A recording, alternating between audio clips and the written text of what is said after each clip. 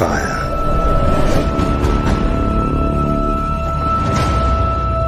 And blood.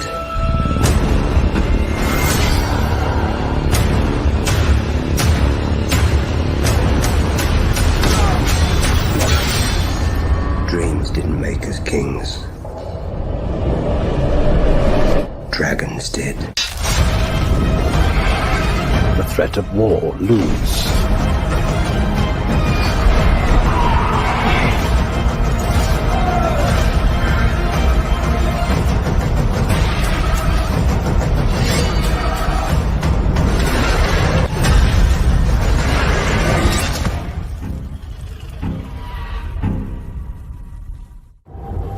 There is no war so hateful as a war between kin.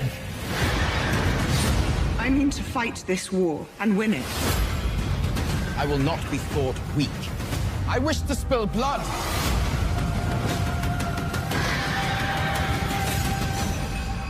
And no war so bloody as a war between dragons. We march to make the first strike in the name of His Grace. I assure you, my nephew will not begrudge me a night of comfort. We will rendezvous with your army at first light. Or if their wine is good, perhaps a little after first light. We're exposed. What? Get to the trees!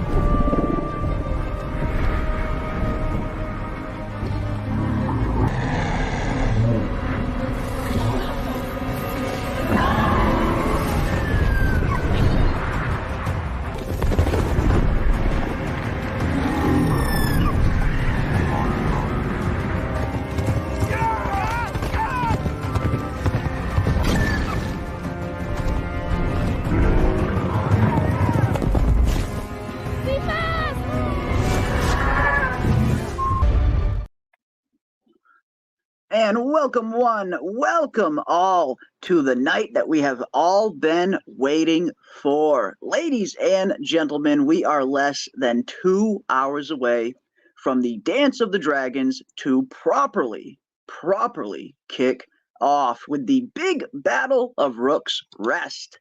And I know I cannot wait to dive into this episode, as I'm sure many of you cannot wait for it as well. And here we are, folks. We are going to hang out over the next hour and 45 minutes or so while we wait for House of the Dragon Season 2, Episode 4 to load up on our screens. But in the meantime, we are going to hang out, and I cannot wait to hear from each and every one of you in the chat. What are you guys looking forward to? What are your predictions for Episode 4? I cannot wait to see what you guys have to think. We're going to dive into all things House of the Dragon this evening over the next hour and a half or so. And it's great. The dance is finally getting ready to kick off. And this is going to be a very good one, guys. I think this is going to be a very satisfying episode. We have been seeing some, not complaints, but some criticisms, at least, over these first few episodes concerning maybe the pacing. I've had some concerns myself over some of the pacing at times. But I really think this is going to be the big episode that we've all really been waiting for. A lot of people have been comparing it to the Battle of the Bastards in terms of quality, which is good, which is a good sign. I actually enjoyed the Battle of the Bastards. I thought it was I think it was probably the last good battle scene we had on Game of Thrones before that show took a turn for the worst. So I'm looking forward to this one. I'm looking forward to it, but also equally dreading it as well. Because you guys know me. When it comes to Team Black or Team Green, I am neither. I am Team Dragon. I will always be Team Dragon. Team Dragon are the real victims in all of this. And I don't know if I'm ready to start seeing some of these dragons dropping like flies. It's going to be tough to watch. It is going to be tough to watch, I must say. But nonetheless, we are going to brave these waters together over the next hour and a half or so while we wait for this phenomenal episode to load up on our screens. I cannot wait. I cannot wait. People complaining about the VJ. Were they really? Oh, man. I thought it was kind of funny. I mean, it definitely took me aback a little bit. I certainly wasn't something I was expecting to see in House of the Dragon. A good old, straight up hardcore BJ scene. But no, I didn't mind it. It didn't bother me. It was a little bit surprising, but it didn't bother me. Didn't bother me. This is HBO at the end of the day. HBO is very much known for gratuitous nudity and throwing some boobs and some dong in your face every once in a while. It comes with the territory at HBO, I guess. Comes with the territory. Good stuff. Let's see who else we got in this awesome chat here. Let me scroll up and say hi to each and every one of you. And welcome one, welcome all. I hope you guys are ready. I hope everybody has been having a phenomenal weekend up until now. I hope everybody enjoyed their 4th of July. I hope everybody had fun and was staying safe. We had a pretty good time over here as well. Some nice firework displays, I must say. And but now I'm ready. I saw the fireworks at 4th of July. Now tonight we are going to see the real fireworks during the Dance of the Dragons. We got Bridget Scott in the house. What is up, Bridget Scott? Good to see you, my friend. Welcome, welcome, welcome. Vic is present and accounted for and has the dancing shoes on. Hell yes. Get those dancing shoes on, ladies and gentlemen, because tonight is the night we are going to need them. Hell yes. We got Kiwi Skirt in the building. What is up, Kiwi Skirt? Our mod extraordinaire. Thank you so much for being here, Kiwi. And I do believe I saw Kiwi say, oh, yeah, I took a whole day and a half off of work just for this. That is awesome, Kiwi. If there was ever anything worth taking some time off for, it is definitely House of the Dragon and the Battle of Rooks Rest that we are going to be diving into. So I'm glad you are here enjoying it with us. Welcome, welcome, my friend. Got Zachary Welch in the house. What is up, Zachary Welch? Good to see you as well, my friend. Welcome, welcome, welcome. Got Ando in the house. What is up, Ando? Fight hard like Northerners. Hell yes. Hell yes, indeed. We are going to see some hard fighting tonight, indeed. And we're going to see some even harder fighting when we do see those graybeard Northerners hit the screen eventually. The Winter Wolves. I cannot wait. I cannot wait. Ando says, Jeremy, I am nervous for tonight. I feel you there, my friend. Like I said, I'm probably equal parts excited and nervous. I'm very excited. I cannot wait to see this dance finally kind of kick off proper style. But at the same time, yeah, it's, you know, I'm not ready to see some of my favorite dragons start dropping. It's equal parts nervous and excited for sure. For sure. Let's see who else we got in the chat. We got Radical Z in the house. What is up, Radical Z? Hello, Fire and Blood. Hello, indeed. Hello, indeed. Welcome, Radical Z. Good to have you here, my friend. Good to have you here. We got Rooftop Korean in the building. What is up, Rooftop Korean?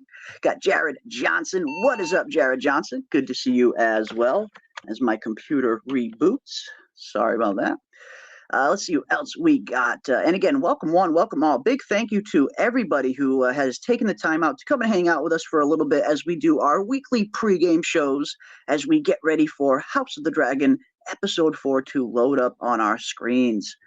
Big thank you to everybody for joining us. We got Divine Chakra in the house. What is up, Divine Chakra? Good to see you, my friend. I know Divine is definitely ready for tonight. Hell yes. What the fuck, salami? What the fuck, salami indeed. Probably one of the best lines from Game of Thrones. When I think about the best one-liners, it's hard to top the category of one-liners that the Hound has. I know Tyrion has a lot of good one-liners as well, but when you think about just the overall catalog of one-liners, it's hard to get better than the Hound. It is hard to get better than the Hound. He was a witty one. Bronn too, though. I gotta put Bronn up there as well. Sir Bronn of the Blackwater definitely was pretty witty as well. So yeah, good stuff. For the night is dark and full of terror. Hell yes, it is dark and full of terror. Tonight it is dark and full of dragons. It is dark and full of dragons this evening. We got World's Worst Entertainment. What is up, World's Worst Entertainment? Best episode of both seasons about to air in 1 minute 50-ish. Oof. Oof. It may very well be. It may very well be. Now, for me, up until this point, just considering all of the episodes of House of the Dragon we've seen so far, for me, my favorite episode has still got to be Season 1, Episode 8, Lord of the Tides. Just that phenomenal episode of King Viserys' final episode, where he eventually does end up biting the dust, and the show is not going to be the same without him. But season 1, episode 8, just seeing that last performance of Paddy Considine as King Viserys, that triumphant entrance into the throne room, that great scene that he and his brother Daemon share when the crown falls off of his head and his brother helps him up to the Iron Throne. Just so many phenomenal moments from that episode. And then the dinner scene later on in the episode where you see Viserys, this dying man using the last bit of strength he has in his body to try and bring his family back together before he shuffles off his mortal coil. It was a beautiful episode, phenomenal episode, great acting. It's been hard to top season 1, episode 8 for me so far. But who knows? Tonight might be the one that tops it. Tonight could potentially be the one who tops it. You never know. You never know. I cannot wait to see it either way. We got Henry Bemis in the house. What is up, Henry Bemis? Welcome, my friend. Welcome. Good to see you. We got Barbara in the house. Barbara from Texas. What is up, Barbara? Good to see you, and welcome, Texas. Welcome to everybody, wherever you guys are tuning in from, whether it's here or abroad. Welcome one, welcome all. So glad to have each and every one of you here. We got Camilla in the house. What is up, Camilla? Welcome. Have a feeling this one will be epic. Why do you think I came all this way? Oof. I think it's going to be epic too. I definitely think this is going to be an epic one. I do think this is the episode that we have all been waiting for, especially those of us who have read Fire and Blood, who are very versed in this source material and some of these events that happen in the book. These are the episodes that we have been waiting for, these big ones, the Battle of Rooks Rest and some of the other bigger ones that are going to be coming a little bit later in the series. These are the ones I am really looking forward to. I look forward to them all, to be honest, but I look forward to these ones just a little bit more. It's going to be interesting. It is going to be interesting to see how it all plays out. How will the Battle of Rooks Rest play out compared to the show and the book is one thing I am very much looking forward to seeing. I am expecting some twists and turns, as is befitting any good adaptation, and I'm looking forward to it. I am looking forward to it. Again, equal parts nervous and excited. We got Triss in the house. What is up, Triss? Good to see you as well, my friend. Welcome. Got Legion X in the building. What is up, Legion X? We see Rider of Vagar in the house. Welcome, Rider of Vagar. Shouldn't you be suiting up? Shouldn't the Rider of Vagar be suiting up for the Battle of Rooks Rest that is dropping in just an hour and a half from now? I'm honored to have the Rider of Vagar in the chat. Don't get me wrong, but you got a battle to get to, my friend. You have a battle to get to. But welcome. Sir Gawain crapping his pants. That was one of my favorite stills from last week's episode, when we saw just Sir Gawain just absolutely shiting himself at the sight of Moondancer. That was very interesting. Very interesting indeed. And I think we're going to see a little bit more of that. I definitely think we are going to see a little bit more of characters absolutely sharding themselves this evening when the dance truly begins. Bela really is Daemon's kid, says Triss. She really is. I mean, when it comes to Bela and Rhaena, they are definitely two very different characters and two very different people fundamentally. But when it comes to who's a little bit more like Daemon, yes, I would definitely say Bela is without a doubt the Rogue Prince's daughter, and you can very much tell, like, she is mini Daemon. And I love it. I absolutely love it. Seeing Bela in Moondancer was really cool. I cannot wait to see more of them. We got Jamie Bone. What is up, Jamie Bone here, getting my tissue box ready. I am right there with you, Jamie Bone. I got my tissue box and my pile of cannabis ready for me. I think I'm going to need both before this night is over. So welcome. We will hopefully try and get through it together. Crispin will meet his end, we can hope. Ooh, that would be interesting. And yeah, you never know what's going to happen on the show, House of the Dragon. Yes, and those of us who have read the book, we know what happens in the book. But the book and the show are two vastly different canons. And this is an adaptation at the end of the day. So I would not be too surprised if we start to see some changes like that, with maybe characters meeting their ends a little bit sooner than in the book, or maybe even a little bit later. I wouldn't be too surprised what the show has in store for us. I don't mind changes. I welcome changes, especially if they make sense within the confines of the story. I am all for it. I like being surprised every once in a while. But in terms of Sir Crispin, I think he's got a different end coming, and I think that end will probably be coming in season 3. But that is just my guess. That is just my guess. And this is a very good point as well. People compare everything to the Battle of the Bastards. I'd rather wait and see. That's a good point as well, Tris, and I'm kind of similar as well. Anytime you hear someone comparing something to something that everybody loves, you can't help but be maybe a little bit skeptical of it. So I definitely like to go into things and see for myself. It's great that it's getting good reviews ahead of time. Don't get me wrong. I feel like that's definitely a positive. But yes, I very much like to see for myself as well. Because, yeah, everybody compares everything to the Battle of the Bastards these days. That's a good point. Very good point. We got Bernie in the house. What is up, Bernie? Good to see you, my friend. Morning all the way from Australia. Well, welcome all the way from down under, my Bogan brethrens. I have a lot of Bogan brethren friends from Australia. I've met so many phenomenal and awesome people from Australia through this channel. And every single one of them that I've met has been just some of the coolest people, down-to-earth people. So welcome. The Aussies are most welcome. We got the Vincey Spotter in the house. What is up, the Vincey Spotter? This episode is going to be insane. It is. It is going to be nuts. I cannot wait. And we are just an hour and a half away from diving into the Battle of Rooks Rest. And I think this is going to be a fun one. I think this is going to be a fun one. We got Gregory Tang in the house. What is up, Gregory? Good to see you as well. Got Jason Moore in the house. What is up, Jason Moore? Welcome one. Welcome all. So glad to have everybody here. Where's the blowjob scene? Says David. There was actually, yeah, it's super quick. It's not really like a scene. It's one of the things that's kind of just happening in the background during the brothel scene when Ulf the White is getting introduced in last week's episode 3. If you go back and watch that scene, the brothel scene when they introduce Ulf, keep an eye out for the background and the foreground, and you will see a very quick glimpse of a very graphic BJ scene.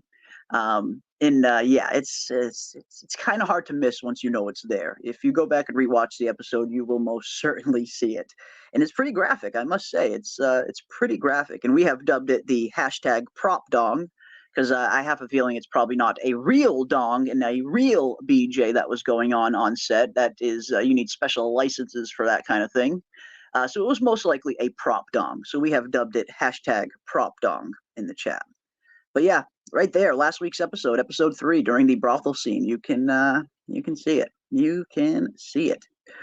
We got Tiffany Sullivan in the house. What is up, Tiffany? I'm not ready for Rainies, but I am ready for Rainies, if that makes sense. That makes total sense. I know exactly what you mean, and I feel the same way. I am so ready for Rainies, yet I'm not ready for Rainies at the same time. I am right there with you. Hashtag Team Smallfolk. When do you really think about it? It makes sense. It makes sense. It makes perfect sense. I'm right there with you. I am right there with you. Good stuff. Good stuff. They went full Game of Thrones with that BJ scene. They really did. They went full on Game of Thrones, like full on Oz. If anyone remembers some of the earlier days of HBO, this is something that HBO has been very well known for in some of their kind of more hardcore and graphic series. Anyone who has watched the TV series Oz knows exactly what I'm talking about. There was dong all over the place in that show. Real dong, too, not prop dong. Not just prop dong.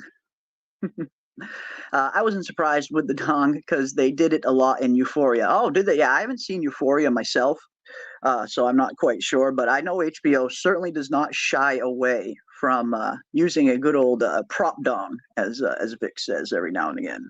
Absolutely. Absolutely. Where's the episode? The episode will be loading up. If you're referring to the newest episode, the one that we are waiting for, it will be loading up on HBO in less than an hour and a half from now. That is why I like to do these kind of little pregame shows. Give us all a place to kind of come and hang out for a little bit, shoot the shit, kill some time while we wait for the new episode to load up, and share some of our thoughts and theories on some previous episodes and what is to come.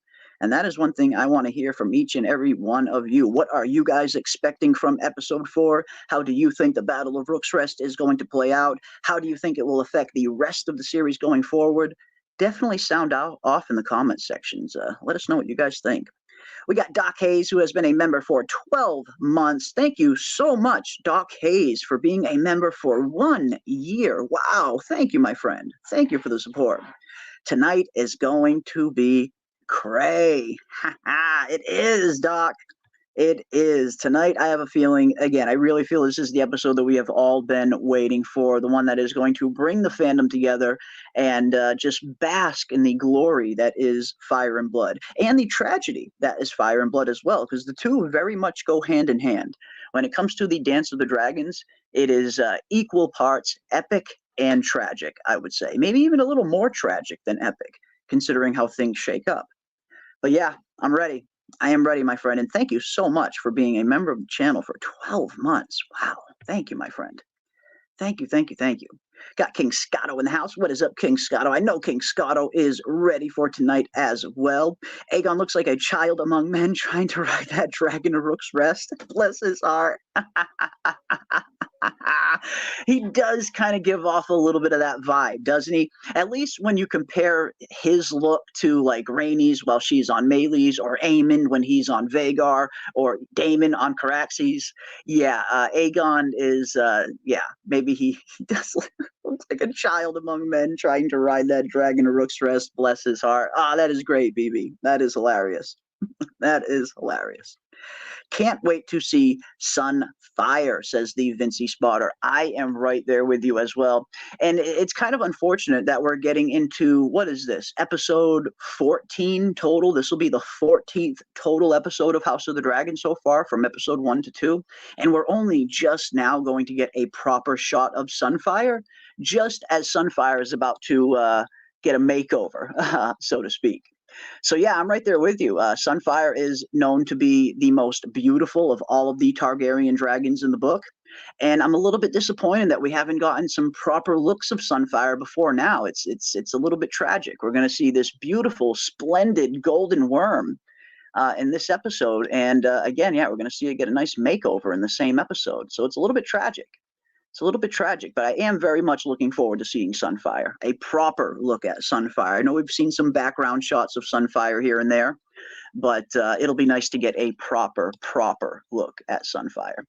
We do actually have this shot here, which should be in tonight's episode as well, of Sunfire in the Dragon Pit.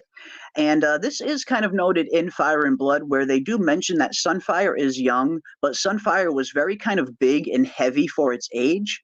And looking at the dragon on the show, they have definitely beefed up Sunfire a bit. Sunfire looks almost full grown. And again, you know, there is some precedent for that in Fire and Blood, while they describe Sunfire as being very heavy for its age. But I like it. I like the look. It's going to be nice to get a proper close-up shot. But yeah, we're going to see Sunfire the Golden tonight. We are going to see a proper Sunfire the Golden. I cannot wait. I cannot wait.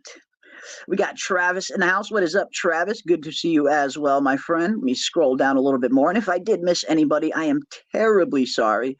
So glad to have each and every one of you here. Who would you love to see interacting in Game of Thrones from House of the Dragon characters? Ooh, very good question. Of the TV show, not the books. Anyone besides Daemon, obviously. Oof, that's a good question. And definitely sound off in the comments section. I would love to get everybody's opinion on this as well. If you could take one character from Game of Thrones and put them into House of the Dragon, who would you pick and why? What Game of Thrones character would you like to see during the Dance of the Dragons?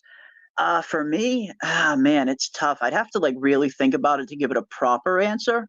But just off the top of my head, someone like Tyrion, I feel, would do well during something like the Dance of the Dragons with his wit and his political savvy and his maneuvering. If it's season one, season two Tyrion, I feel like he would fit very well in this time period. I think he could do very well politically in this time period. So I think Tyrion would be an interesting choice, just off the top of my head. Um, naturally, it'd be very interesting to see someone like Daenerys interacting with Rhaenyra. I feel like that could be very interesting in and of itself, just considering what those two characters kind of represent. But yeah, there's so many rich characters from Game of Thrones that would probably fit so well in the Dance of the Dragons. Yeah, that's a tough one for me. That's a tough one for me. But just off the top of my head, without thinking about it too much, I would probably say Tyrion. I think Tyrion would have some fun in the Dance of the Dragons. And yes, Tyrion drinking with mushroom. That is the scene that I want to see. That is the scene that I want to see. Definitely. Definitely. But yeah, who would you guys like to see in House of the Dragon if you could pick anybody from Game of Thrones? Would love to see Ned Stark battle Jason Lannister, says Jackson Perez. Oof. Now, I would love to see that myself. Yes, I would love to see good old Ned taking it to Jason Lannister. That would be pretty fun. That would be pretty fun. I would put the Hound as Kingsguard in the House of the Dragon. Oof. Yes, and yes, and the Hound as a Kingsguard during House of the Dragon. That would be very interesting. That would be very interesting. Oh, it's Cromonocle. What is up, Cromonocle? I did not notice. I didn't recognize your other name. Well, welcome, Cromonocle. Good to have you here, my friend. I will definitely make sure I don't forget that a second time. Welcome, welcome, welcome, welcome. Radical Z says Cregan. Ooh, yeah. Imagine putting Cregan Stark into Game of Thrones, vice versa. That could be very interesting. Seeing the Winter Wolf. I wonder how Cregan Stark, like if Cregan was the son of Ned, I wonder how Cregan Stark would have handled things in Game of Thrones compared to how Robb handled things. That could be a pretty interesting aspect to dive into.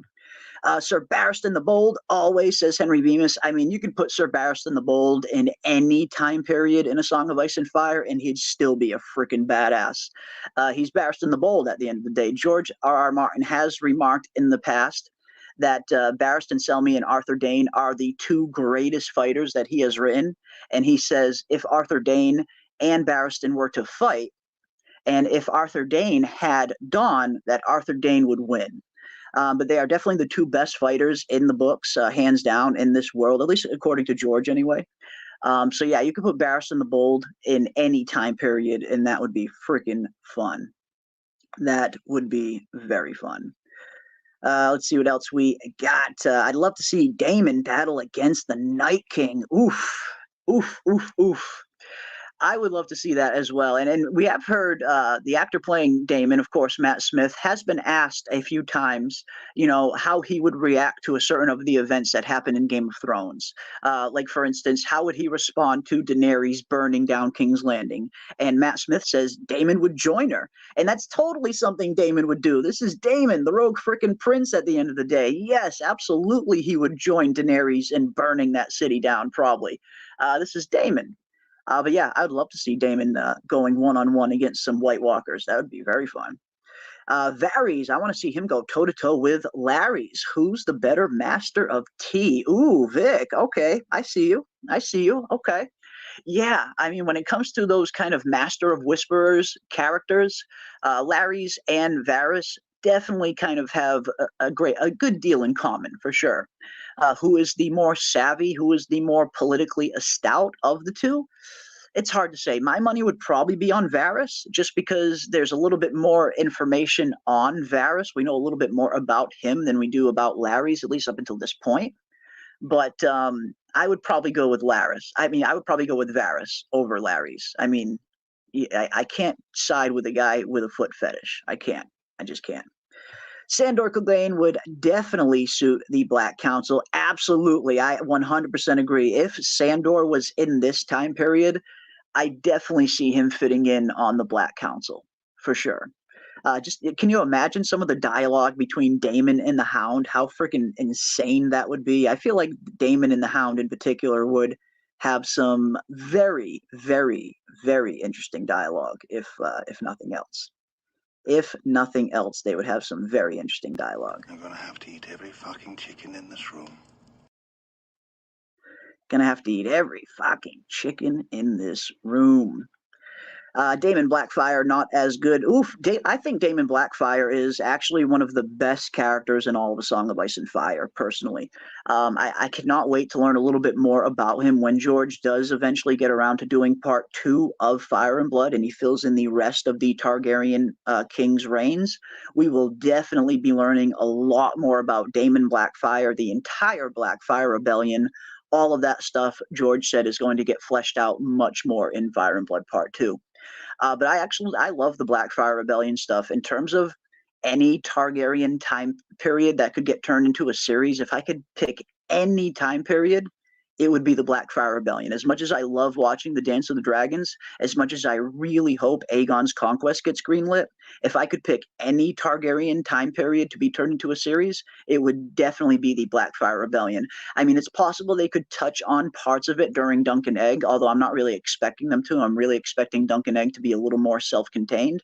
And I think something like the Blackfire Rebellion, it warrants its own show in particular. It deserves to be more than just a footnote in another show. Just my opinion, personally. I think the Blackfire Rebellion would be a great show.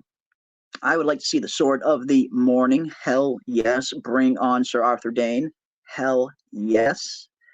Melisandre could show up. She's alive on this House of the Dragon timeline. Technically, she is. Yes, technically, Melisandre could still be alive, 172 years before the events of Game of Thrones. There are a lot of signs pointing to Melisandre potentially being 300 years old or even older, maybe. So yes, just going off some of what we know, Melisandre could potentially be around during this time period. I'm not expecting to see her, but she's probably alive somewhere in Essos, maybe at the Red R'hllor Temple in Volantis, maybe, or in Ashai. She's definitely out there somewhere. She is definitely out there somewhere. Could we meet Aegon the Conqueror one day? I think we could, and I think we will. There has been a lot of talk over the week after this episode aired. In particular, some talk about the armor of Aegon the Conqueror. Of course, Aegon II on House of the Dragon, he is currently wearing the armor of Aegon the Conqueror, which we actually have found out that is not normal armor at all, but it is actually a full suit of Valyrian steel armor, something that George said would probably cost an entire kingdom in the book. But I get the feeling that they are introducing this armor in the House of the Dragon series in case Aegon's Conquest series does get greenlit.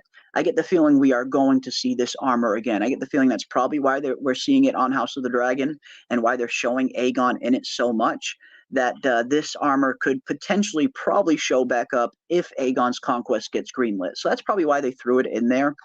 There is no Valyrian steel suit of armor in the book that we know of anyway. I'm sure Aegon could have potentially owned one at some point, but it's never mentioned in the book. But I get the feeling that's why they're introducing the Valyrian steel armor on the show. I get the feeling we will probably see it if Aegon's Conquest series gets greenlit as well. And hopefully it does. Hopefully it does. Alice versus Melisandre, says Jamie Bone. Now there's an interesting duo, interesting pairing. Yeah, they have a lot in common. They definitely are setting up Alice Rivers to be the kind of Melisandre of this show, which is kind of fitting. Alice Rivers and Melisandre do have a lot in common. They have similar abilities, similar, very mysterious backgrounds and origins. So yeah, that would be an interesting one. Alice Rivers versus Melisandre. That would be very interesting. Mysaria versus Shay, says BB. Ooh, nice one. Very nice one. Mysaria versus Shay. Who would win that one, I wonder? Who would win that one? I don't know. I think my money might have to be on the White Worm. I think the White Worm got a little bit more fight in her than Shay. But that's just my opinion. That is just my opinion. Daemon would try to marry Dany. I wouldn't put it past him. I would not put it past him, Ty. Yeah, Daemon would definitely try and marry Daenerys if he could. Hell yes. Who wouldn't? I mean, Daenerys is awesome. Serpent's Sword Reviews, says Oberyn versus Cole. Bam. Ooh, now there's a good fight. Now there's an interesting fight. The Dornishmen going up against each other. Yeah. I mean, my money would still be on Oberyn. I think Oberyn is one of the best fighters in all of the books and in the show. I think Oberyn's style of fighting in the show in particular, how they went a little bit for that kind of wushu style of fighting with his spear. I love how they brought that aspect of fighting into Westeros, add a little bit more of a martial arts kind of feel to it.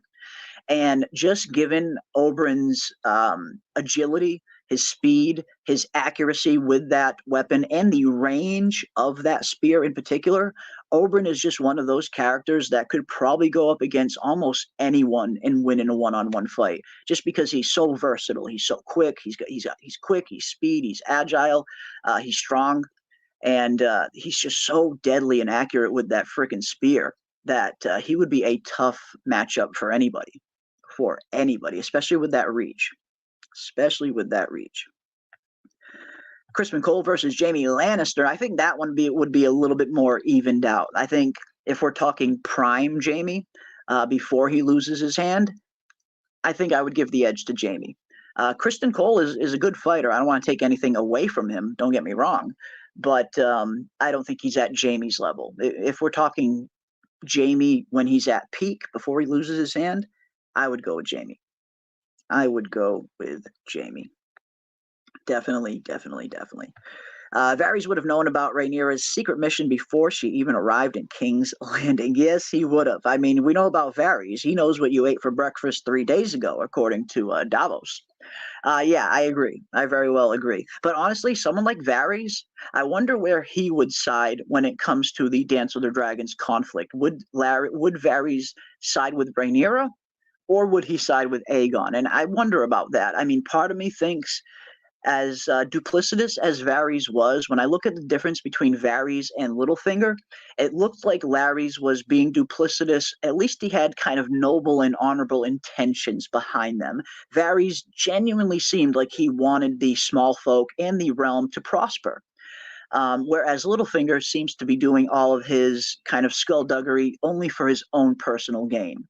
So when I think about Varys and where he would land, whether it's Team Black or Team Green, I think he would fit a little bit better on Team Black, personally. But at the same time, I could probably see him cozying up to Team Green. That's a good one. That's a tough one. That is a tough one.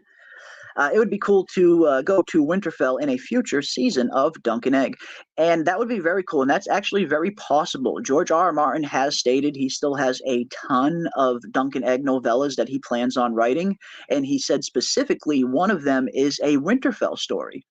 So if George does get around to writing some more Dunk and Egg novels, preferably before they get to season 3 or 4, because as of right now, with the 3 Dunk and Egg novels that are out, they probably have enough material to do around 3 seasons of Dunk and Egg before they run out of source material. So hopefully maybe some of them can get done before they get to season 3 of that show. I don't know. I mean, I know George has a ton on his plate when it comes to all the writing he still needs to do.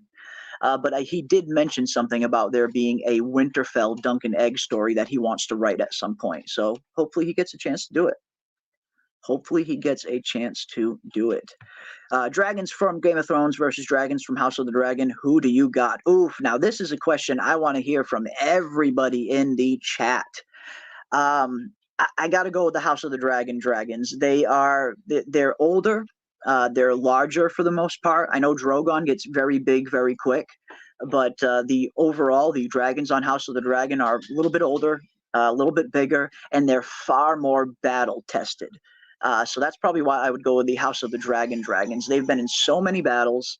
They're very battle hard. And you look at a dragon like Caraxes, who has been in so many conflicts. You look at a dragon like Vhagar, who has been in countless battles. Yeah, I think I would probably side with the House of the Dragon dragons just because they have a little bit more experience in battle. They're a little bit older, a little bit wiser probably. So yeah, I would probably go with House of the dragons over Game of Thrones. House of the Dragon, yeah, I think they would take it. House of the Dragon, yes. House of the dragons all day. Hell yes. Tessarion versus Rhaegal would be fair. That would be a pretty interesting one. Yeah, considering the size of Tessarion and the age and the size of Daenerys' other dragons like Rhaegon and Viserion. Rhaegal and Viserion. Yeah, I think that would be a little bit more of an even matchup, probably, putting Tessarion up against Rhaegal. Yeah. Brienne beat the Hound. It's Brienne for me. Brienne did beat the Hound. You cannot take that away from her. She is an absolute badass. And Brienne, George has hinted at or stated that Brienne is indeed, or Duncan Egg anyway, is indeed the ancestor of Brienne. So Brienne and Sir Dunk the Tall are related. And it very much makes sense. Brienne is, she's like the female version of Dunk really, in terms of her, her being one of, like, a true knight. There's not a lot of very just true knights in Game of Thrones in terms of honor, chivalry, everything that a knight is supposed to stand for. Brienne pretty much embodies all of it, as does Dunk. So hearing that those two were related made perfect sense, I thought. It made perfect sense. If they run out of source material for Dunk and Egg, I have faith the writers will do better than D&D were. I also think they know the end game already with with it being Summerhall. That's a good point as well, Radical Z. Although a little bit of the middle hasn't really been filled in yet, we do know where Dunk and Egg's story ultimately ends. Now, of course, there is still a lot of mystery surrounding the tragedy at Summerhall and what caused it, what happened, how the fire got started. I have my theories that I'm sure many of you do as well, in terms of Aegon trying to bring forth dragons back into the world.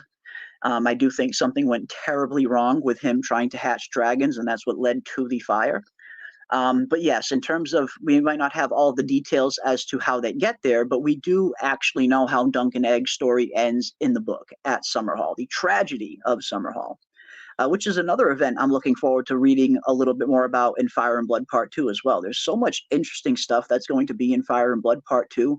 If you're a Bloodraven fan or a Blackfire Rebellion fan, or you want to learn about a little bit more about Summerhall, Fire and Blood Part 2 is going to have all of that.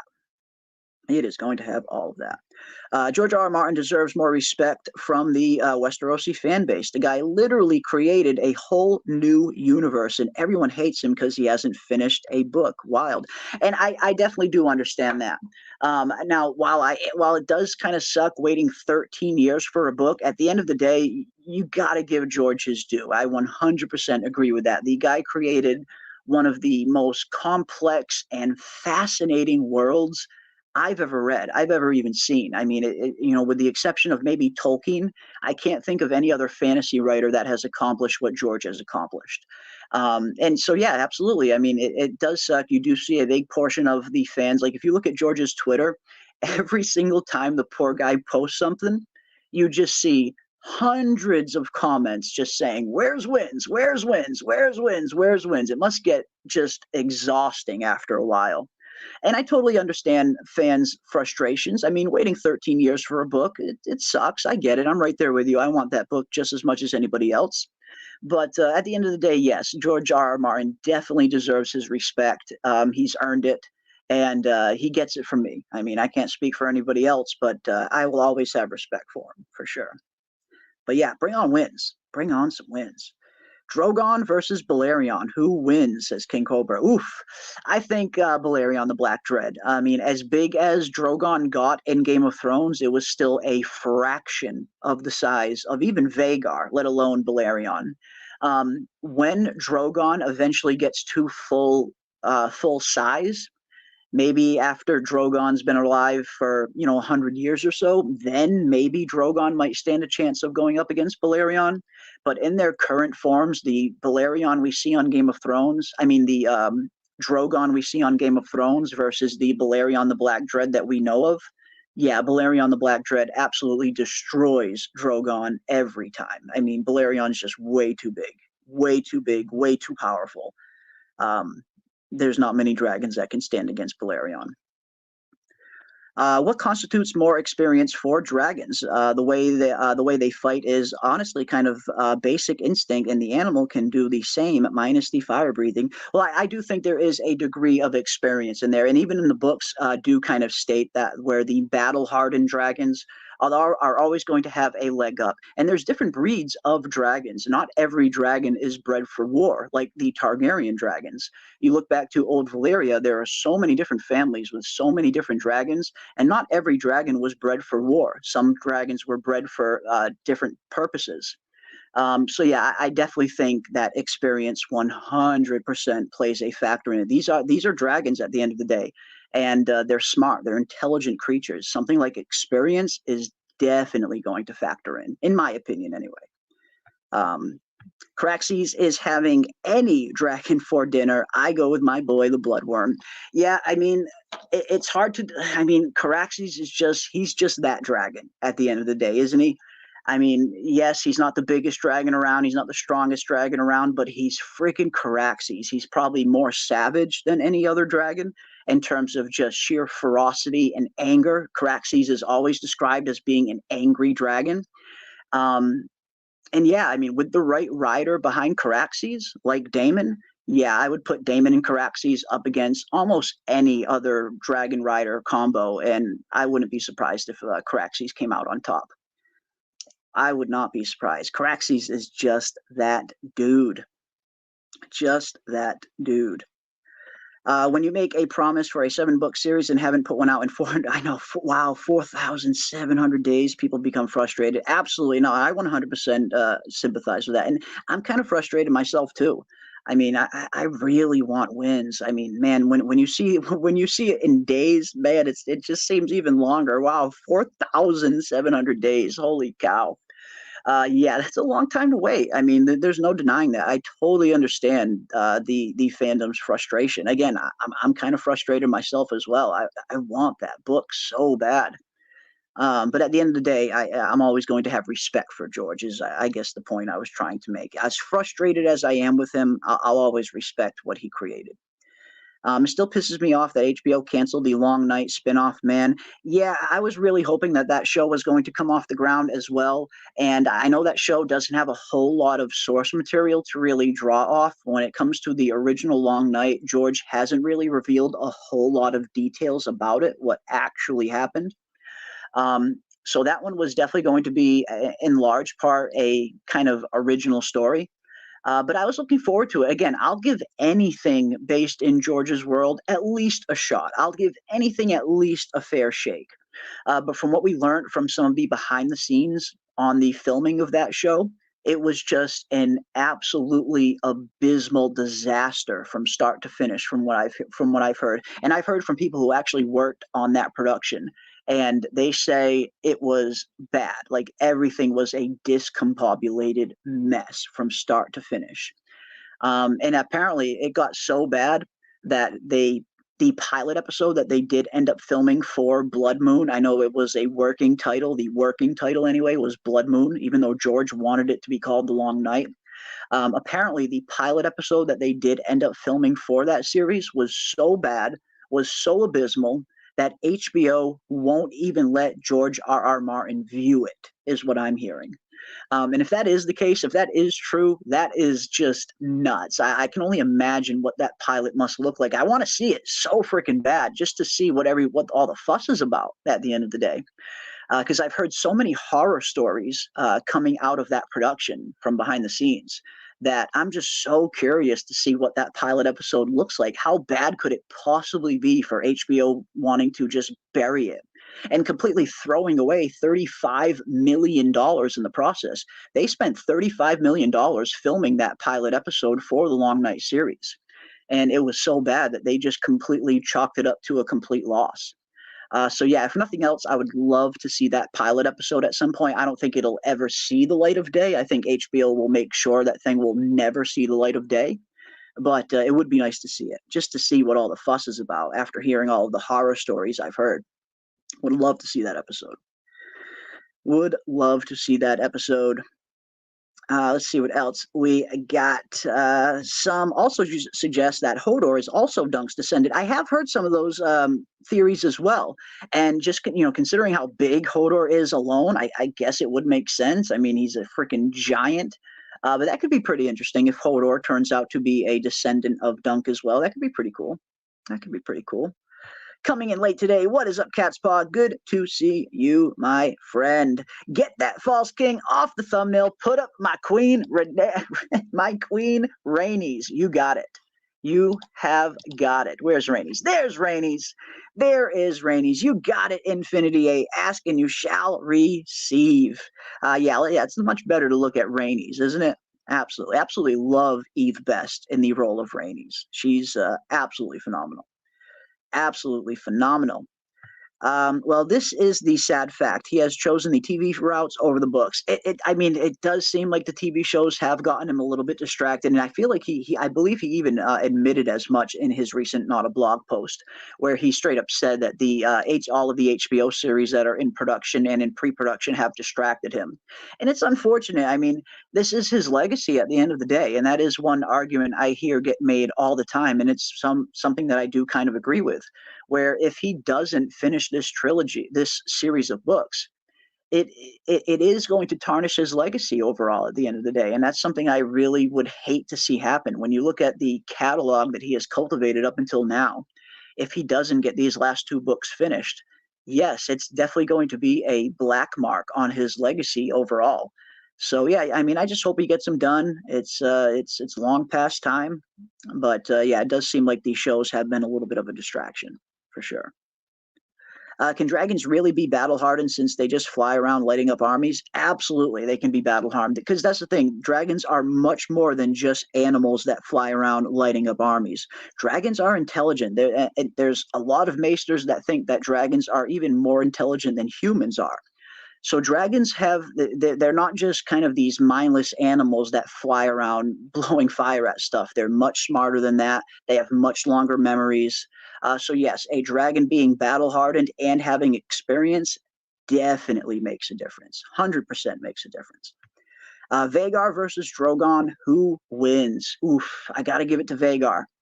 I think Vhagar is just still a little too big, a little too powerful. Again, once Drogon gets a little bit bigger, maybe.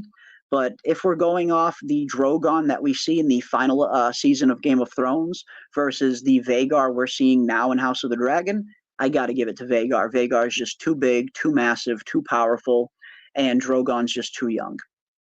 But that's just my opinion. That is just my opinion. Because the experience of the dragon matters, but the experience of the dragon rider matters as well. And that's something George makes very clear as well, where he describes Rhaenys as one of the most experienced dragon riders, because her and Meleys have been bonded together for so long that she is one of the more experienced dragon riders. So yes, I very much believe that experience has a big factor in winning a dragon battle. And we see that happen when Vhagar fights Caraxes. Experience, at the end of the day, is what wins that fight for Daemon. I mean, without the experience, without the tactics, and knowing how to combat a dragon that is bigger than you, Daemon would have lost that fight. But yeah, so I wholeheartedly believe experience makes all the difference in the world. All of the difference in the world. Let's see what else we got. Yeah, Vhagar is still like 3 times the size of Drogon. Yeah, Vhagar is just too big. Just too big. Again, once Drogon gets a little bit bigger and is grown to full size, then Drogon might be able to contend with a Vhagar or a Balerion. But in the current state, yeah, I think Drogon would get destroyed. We are almost 1 hour away. We are less than 1 hour away now. Now that I look at the clock, we are at 8:07 p.m. Eastern Standard Time, which means we are just 53 minutes away. 52 minutes away now. 52 minutes away from House of the Dragon, Season 2, Episode 4. Awesome, awesome stuff, guys. Awesome, awesome stuff. Let's see what else we got. Now, tonight, of course, we are going to be diving into Season 2, Episode 4, and I do have the trailer loaded up here, so let's play the trailer for Season 2, Episode 4, and we will dive into it a little bit. Whew, there it is, ladies and gentlemen. We are getting closer and closer now. And we did also have some very interesting stills that were loaded up for episode 4 as well that we can take a look at. There's some really awesome, awesome photos that were dropped for this episode. This one was one of the most intriguing ones. I feel like Aemond, the actor playing Aemond, Ewan Mitchell, he's very camera friendly. And what I mean by that is he's just got one of those presence, one of those, whether it's his face, his physicality, he has a very good screen presence. He commands screen presence. He's very commanding. I feel like they've picked a very, very good actor to play Aemond on screen. So I love seeing some new Aemond stills and seeing what he's going to be getting up during the Battle of Rooks Rest and how this is all going to play out. In terms of how the Battle of Rooks Rest plays out in the books and the aftermath of it, that is something I'm probably looking forward to just as much, if not more, than the actual battle itself. Seeing how everything is going to shake up after the Battle of Rooks Rest, considering what happens to certain characters in terms of what characters find themselves in different positions. That is what I'm really looking forward to. And Aemond in particular, I am really looking forward to his character going forward and how he's going to handle the aftermath of this battle. We also got some nice shots of Alice Rivers, who will be in episode 4 as well. Great shot of Gail Rankin as Alice Rivers, and we also have this one of her and Daemon. So this is something I'm really looking forward to. As much as I'm looking forward to Rook's Rest, I am equally looking forward to some of these scenes between Daemon and Alice Rivers. I feel like she's a very interesting character. There's not a whole lot we get about their meetings in Fire and Blood. We only really get a few lines and referring to Daemon stating that he was kind of immune to Alice Rivers' charms in the book anyway.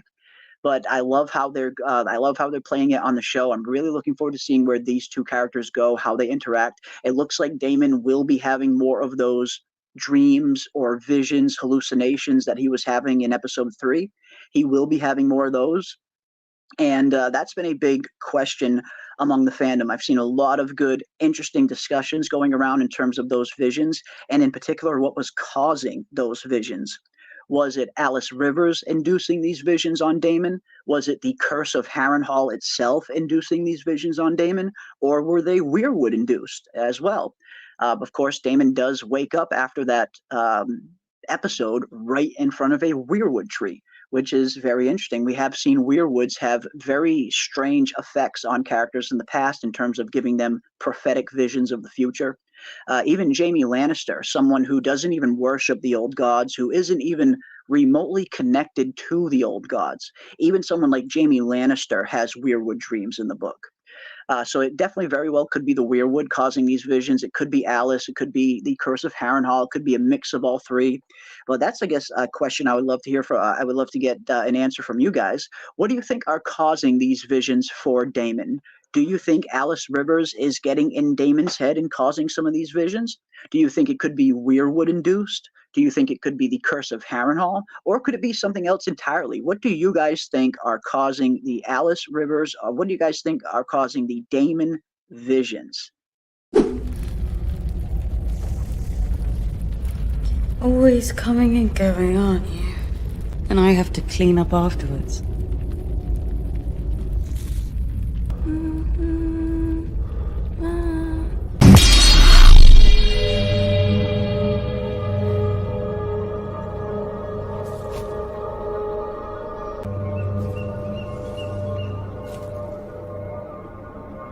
You will die in this place.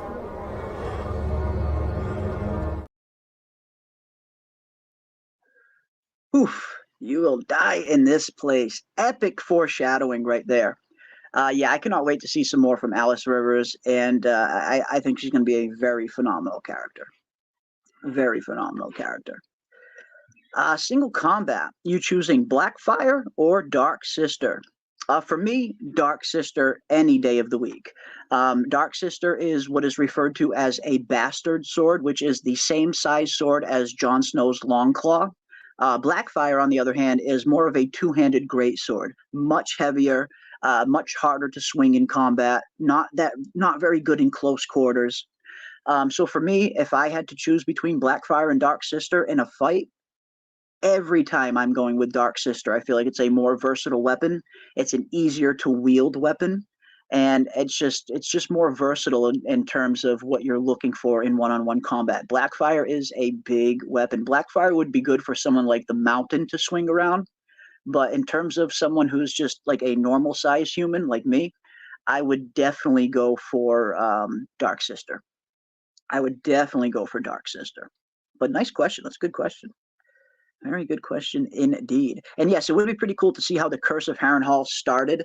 I mean, and that's something we could potentially even see if Aegon's conquest does eventually get greenlit, in terms of seeing what Aegon does to Harrenhal and seeing how Harrenhal is just never quite the same afterwards, which is very understandable. You look at how many people lost their lives in the burning of Harrenhal. It was an entire house extinct in one night, overnight. So you can definitely understand how the echoes of that could stain the land and kind of, create a curse, for lack of a better term. Maybe we'll see it. Maybe we shall see it. We got a $10 super chat from Brandon Plank. Thank you so much, Brandon, for the $10 super chat. Thank you, my friend. It was a shock seeing emotional Daemon. It was, wasn't it? And I actually really enjoyed that scene. And again, I know I said this in my previous stream, but I feel like in that scene in particular, Daemon is one of these characters where he's done many hideous and dark deeds, but he hasn't really stuck around to kind of see the aftermath or the cost of some of those deeds. Whereas in this episode, or in episode 3, when Daemon does have that vision and he actually lays eyes on his handiwork, once he actually sees the severed head of young Jaehaerys and young Rhaenyra sitting there sewing that head on, I feel like in that moment is when it truly, truly hit Daemon. I feel like he actually needed to physically see what he caused in order for it to really kind of take effect. And it was. We saw a totally different side of Daemon in that moment. He was a little bit vulnerable, definitely a little bit emotional. His eyes were kind of tearing up. It did genuinely look like he felt bad in that moment for what he had done. And I think the visual stimulus was a big part of that. I think Daemon had to actually physically see the damage. I think he had to physically see this poor child's head getting sewed back on in order for it to truly, truly hit him, the depravity of that act at the end of the day. So yeah, it was very interesting to see a different side to Daemon, a little bit more emotional, a little bit more of a vulnerable side. And I think we'll see a little bit more of that side of Daemon going forward. While Daemon is at Harrenhal, and while he is going to have some more of these visions, and he is at least going to be having some more of these visions in this next episode, if we see the trailer for episode 4 that we just played, there is a few scenes where we see Daemon walking into an empty throne room. And of course, considering that Daemon is at Harrenhal right now, it's very highly unlikely that he would be in the Iron Throne Room at this point of time in the story, which of course is probably a very good indication that that is another vision that he is having. So yeah, it was nice to see this different kind of side to Daemon. It was a side that we hadn't really seen before. For sure. For sure. And thank you so much for the $10 super chat, Brandon. You guys know what that means in the chat. A whoa is coming Brandon's way. Whoa! Thank you, thank you, thank you. Let's see what else we got. Maegor the Cruel, one of these days on screen. Maegor is a very interesting character. Very, very interesting character. Could we ever see Maegor on screen? I don't know. I guess if Aegon's Conquest gets greenlit, and I guess it all depends on how far they end up taking Aegon's Conquest. Because if they do greenlight an Aegon's Conquest show, it's going to be kind of interesting to see where they would end that series. Because, if you look at Fire and Blood, Aegon's reign kind of leads right into Aenys' reign. Aenys' reign leads right into Maegor's. Maegor's leads right into Jaehaerys. It's kind of hard to kind of just cut that off at any given point. So if Aegon's Conquest does get greenlit, it'll be very interesting to see where they end that show off at. And yeah, will we end up potentially see Maegor in that show? Maybe. I want to know more about where the girl went with Balerion and came back with the worms all inside her. Yes, abso-freaking-lutely. That is one of the more mysterious events in Fire and Blood, one that George hasn't really described more of. But yes, what the heck happened to Balerion and Sarah Targaryen when she mounted Balerion? She disappeared for, I believe it's around a period of a year or two, I believe she disappeared for. Then all of a sudden she shows back up in Westeros. Balerion the Black Dread. This is Balerion at the end of the day, believed to be the biggest dragon in the world at the time. Balerion comes back with like a 9-foot gash running up along his side, still smoking, still bleeding. And of course, we see Sarah Targaryen in the awful state that she is in. I mean, paper thin, nothing but skin and bones with all of these worms under her. Her skin is incredibly hot, like hot to the touch. So yeah, what exactly happened to it? And did Balerion potentially come in contact with a giant fireworm in Valyria? That seems to be the most popular theory. I feel like in terms of the little bit of evidence that we do have, it kind of does potentially support that maybe Balerion got into a fight with a giant fireworm, because fireworms are formidable creatures at the end of the day as well. They're huge. They can breathe fire just like dragons. They have claws. So it's very interesting to see what happened there. My theory is I do like the fireworm theory. I think Balerion did go to Old Valyria and ran into something that gave him, or at least put up, one hell of a fight. If you have the ability to do that kind of damage to a dragon like Balerion, it must have been a formidable creature that Balerion went up against. Or potentially he fought a dragon that wasn't dead. I know a lot of us are led to believe that all of the dragons that were in Valyria died in the Doom. But what if that wasn't the case? What if maybe there was a dragon that potentially survived and stayed in Valyria? Maybe Balerion, that's what happened. Maybe we saw maybe Balerion ran into another Valyrian dragon and had a fight. But yeah, that's one of those events that is kind of shrouded in mystery. It's one of those events that I feel a lot of the fandom really wants to learn more about, myself included. And what the heck were those worms under her skin? The way they're described, they're not fully described as fireworms. They're kind of more described as these weird worms that almost have human-like faces, is how they're described in the book, which is a little bit different than how fireworms are described. So yeah, what the heck happened there? What did Sarah and Balerion run into, and what happened? I mean, I would love to learn a little bit more about that. I would love to learn a little bit more about that. That was good stuff. That was such a, yeah, that's one of the more mysterious events in Fire and Blood, for sure. One of the more mysterious events. But who knows? Maybe we'll find out. Maybe we will find out. Valyria, fireworm larva, contaminated water. Maybe, yeah, maybe. Maybe that was it. Maybe that is what was it. I'm not sure. I am not sure. It's definitely a mysterious event, for sure. Definitely a mysterious event. Let's see what else we got. No green haters here. Hashtag Team Green all the way. Well, that is totally fine. Whether you are Team Green, whether you are Team Black, that is totally fine. Represent your team. All teams are welcome here. Whether it's Team Black, Team Green, Team Dragon, everybody is welcome here. Guys are all welcome here. What is west of Westeros? The worms are part of that mystery, says Cat Buchanan. Ooh, now that's interesting. That's an interesting theory. Yeah, what exactly is west of Westeros? Is there another continent between Westeros and Essos? Or if you go west of Westeros, will you just eventually end up coming to Essos? Because George has mentioned in the past that his world is indeed round. So if you do go west of Westeros, eventually you're going to end up finding yourself in Essos. And which is another reason why I very much think that the north, the Lands of Always Winter, could potentially be connected to Sothoryos in some way. Because this is a round world. The map hasn't been fully mapped out. There's some places in this world that we just don't know what's out there yet. And west of Westeros is one of those cases. It's definitely one of those cases. But yeah, I would love to see what's west of Westeros. I know a lot of people were hoping that they would get some kind of Arya spin-off show at some point, which could be kind of interesting, I guess. But yeah, I don't know. I don't know.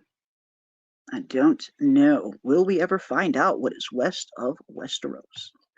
Aegon's Conquest could be like 5 seasons if they go into Aenys and Maegor's reign. Yeah, I mean, it could potentially be endless seasons depending on where they want to stop it. Again, it's the way Fire and Blood is set up, one reign kind of directly leads up to the next with not a whole lot of kind of, finishing, defining moments in between. Some of them do.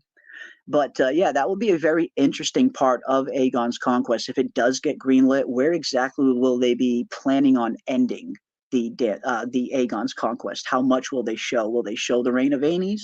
Will they just show Aegon's reign? That's one of the more interesting parts of an Aegon's Conquest TV series getting greenlit. On top of seeing Balerion the Black Dread in live action, seeing all of these incredible historical events like the formation of the Kingsguard, the creation of the Iron Throne, the Field of Fire, the burning of Harrenhal, Torrhen Stark. There's so many iconic moments in Aegon's Conquest that I would love to see on screen. But just as much as that, I would love to see some of the inner dynamics of these characters, which is something we haven't learned a whole lot about. Like Rhaenys and Visenya. How did Rhaenys and Visenya get along? Were they the best of friends? Were they kind of rivals in terms of trying to provide an heir for Aegon first? How were the interdynamics of the relationship? We hear that Aegon spent one night with Visenya for every 9 or so nights he spent with Rhaenys. So it seems like he clearly favored Rhaenys over Visenya and just married Visenya out of duty. But I would love for them to explore the kind of inner dynamics of that kind of trio. How exactly did they get along? Were they of one mind on things? Was there a little bit of friction between the three? I think those are some of the more interesting aspects that an Aegon Conquest show can kind of explore. Because when it comes to the Conquest, you don't want to just see a one-sided slaughter for 4 or 5 seasons. That could get very old very quick if we're just seeing Aegon, take W after W after W. That could get boring. So you need to find a way to make that show interesting. You have to find a way to add some drama. You have to make it compelling. And I feel like that could be one of the ways to do it. Not only with the Dornish plotline, with Aegon of finally eventually taking an L, but in terms of exploring some of the interworkings of those relationships, how exactly Aegon, Rhaenys, and Visenya got along, how was their court life? Like, I feel like those are some of the more interesting aspects that they could make the Conquest a little bit more compelling. But yeah, who knows? Who knows? We got Porridge Master is Team Black. Welcome, Team Black. We got Chromonocle, World's Worst Entertainment is also Team Black. Hey, that is fine. If you guys are Team Black or Team Green or Team Dragon or Team Small Folk, let it be known. All teams are welcome here.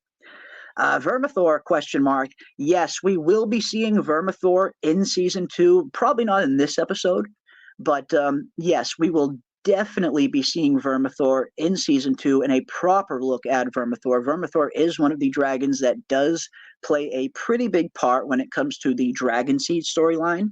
And we have heard we are getting some of the Dragonseed stuff this season. Right around episode 7, I believe, we're going to get some Dragonseed action.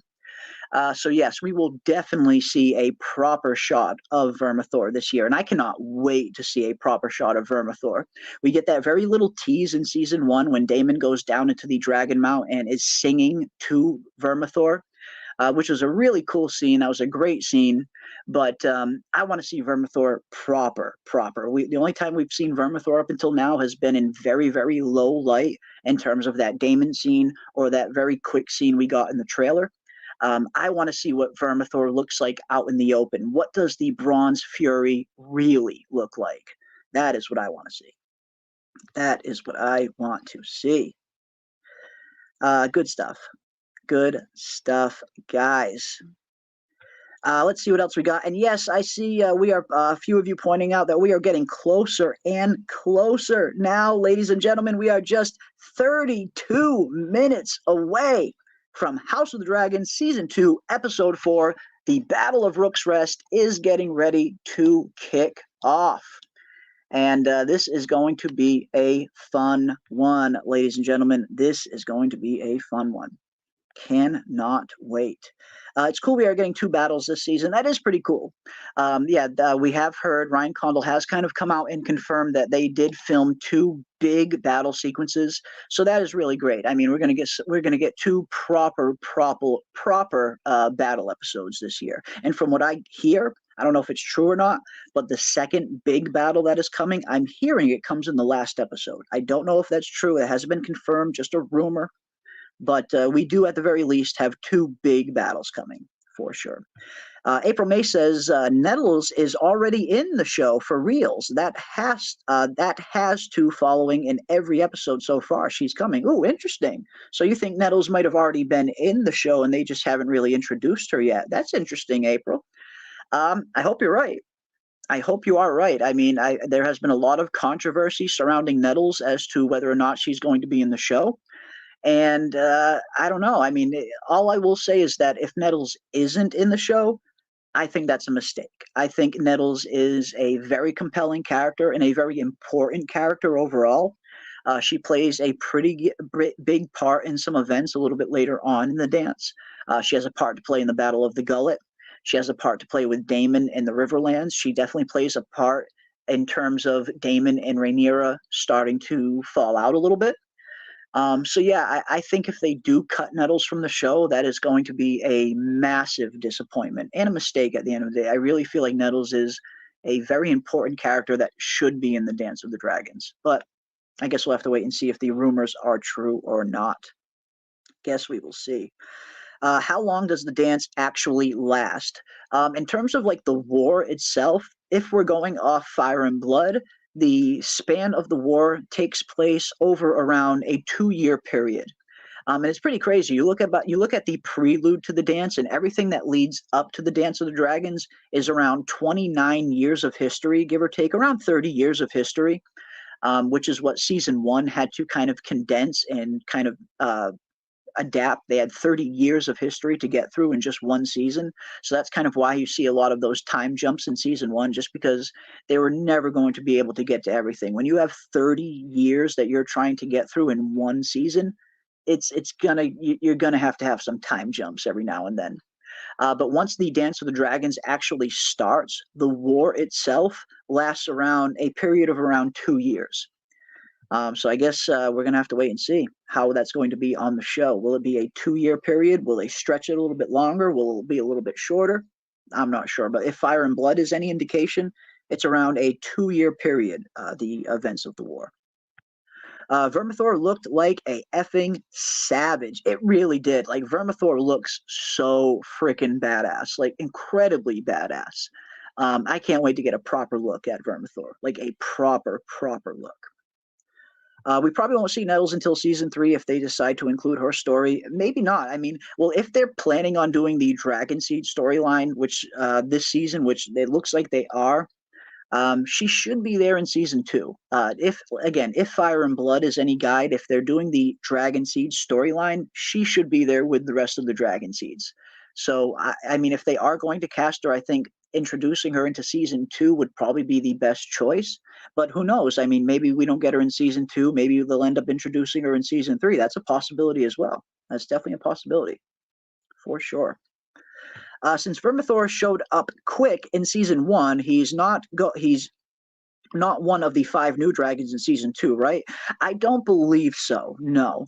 And that has been some of the questions that a lot of people have been asking in terms of what are the 5 new dragons that we are going to be getting in season 2, and is Vermithor and Sunfire or Dreamfire counted among those dragons? Because when you look at Vermithor, Sunfire, and Dreamfire, we saw all 3 of those dragons in season 1, but very, very small glimpses of them. So a lot of people were wondering if those could be counted towards some of the 5 new ones. I don't believe so. No, I think the 5 new dragons that we're going to be getting in season 2 are going to be new dragons that we didn't see at all in season 1. Like Moondancer, for one.